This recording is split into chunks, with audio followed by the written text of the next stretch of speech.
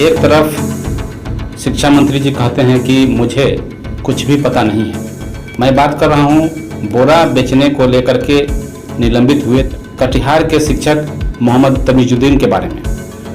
आपको बता दें कि पिछले दिनों उनकी एक वीडियो वायरल हुई थी जिसमें उनके द्वारा एमडीएम का बोरा बेचा जा रहा है और बोरा बेचने के क्रम में उनकी वीडियो बनती है और वो वीडियो वायरल हो जाता है।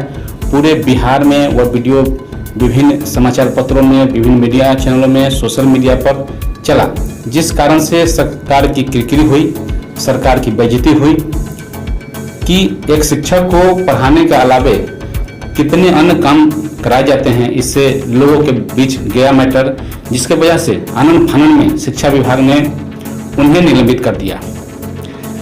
वो भी उस दिन निलंबित किया जिस दिन सभी कार्यालय बंद होते हैं, यानी कि रविवार के दिन पत्र निर्गत किया गया और रविवार को ही उनको बिना शोकॉज किए हुए, यानी कि उनसे स्पष्टीकरण लिए हुए उन्हें निलंबित कर दिया गया। दूसरी ओर जब पत्रकार बंधु ने शिक्षा मंत्री से पूछा इस संदर्भ में कि क्या उन्हें इस मामले में कुछ जानकारी है, तो उन्होंने साफ इनकार कर दिया कि मुझे इस संबंध में कोई जानकारी नहीं है। उसकी कोई व्यक्तिगत जानकारी मुझे नहीं है। और जैसा आप बता रहे हैं कि कोई शिक्षक हैं जो आप कह रहे हैं बोरा ले लो कर रहे थे, ये तो हमने न देखा है न मुझे जानकारी है। आप बता रहे हैं उन पर कोई कार्रवाई हुई है, लेकिन बोरा के संबंध में जो विभाग के संज्ञान में बातें हैं कि ये विभाग ने नहीं, ये एजी ऑफिस ने, जो अकाउंटेंट जनरल का ऑफिस होता है, उसने पिछले दिनों जब मध्याह्न भोजन योजना के अकाउंट्स का, लेखा का परीक्षण कर रहा था एजी ऑफिस, उसी में उसने आपत्ति जताई थी कि इतने चावल या जो कुछ भी बोरा में सप्लाई किए जाते हैं, तो फिर बोरे का क्या होता है, उनका कहीं हिसाब किताब में कोई जिक्र नहीं है। और बाकी कई जगहों पर एजी ऑफिस के मुताबिक जो खाली बोरे को भी बेचकर उसको भी अकाउंट फॉर किया जाता है। तो हमें जो सूचना है उसी आधार पर पूरे प्रदेश में, पूरे राज्य में सभी जिला शिक्षा पदाधिकारियों को ये कहा गया था कि मिड डे मील में जो खाद्यान्न उपयोग में लाए जाते हैं उसके खाली बोरे का हिसाब किताब रखा जाए। ये तो सही बात है, एजी ऑफिस के आपत्ति पर ये प्रक्रिया अपनाने की कोशिश की गई है। अब इसमें किसी शिक्षक ने क्या किया इसकी मुझे जानकारी नहीं।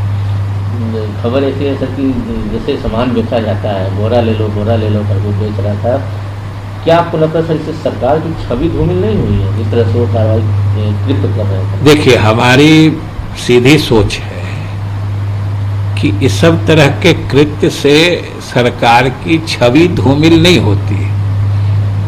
अब क्या हुआ है हम बार बार कर रहे हैं, मुझे पता नहीं है। अगर कुछ हुआ है तो इसे इस रूप में न लीजिए कि किसी ने कोशिश की है। अरे छवि धूमिल होना या अच्छा होना ये तो जनता की समझदारी पर निर्भर है।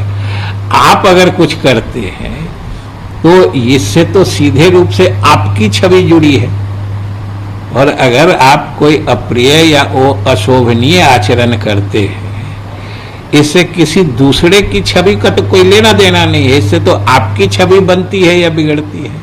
इसलिए हमारे समझ से सरकार की छवि पर इसका कोई न असर पड़ा है, न भविष्य में भी इस तरह के किसी प्रकार के कृत्य का असर पड़ेगा है। तो उन्होंने साफ इनकार कर दिया कि मुझे इस संबंध में कोई जानकारी नहीं है।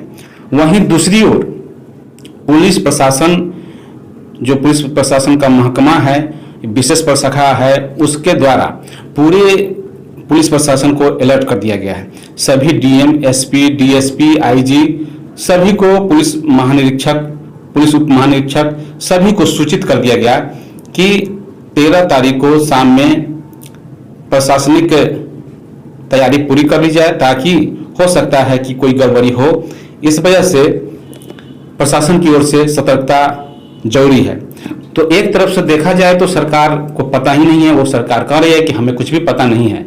दूसरी ओर सरकार का ही एक अंग पुलिस विभाग शिक्षकों पर कार्रवाई करने के लिए पत्र निकाल रही है।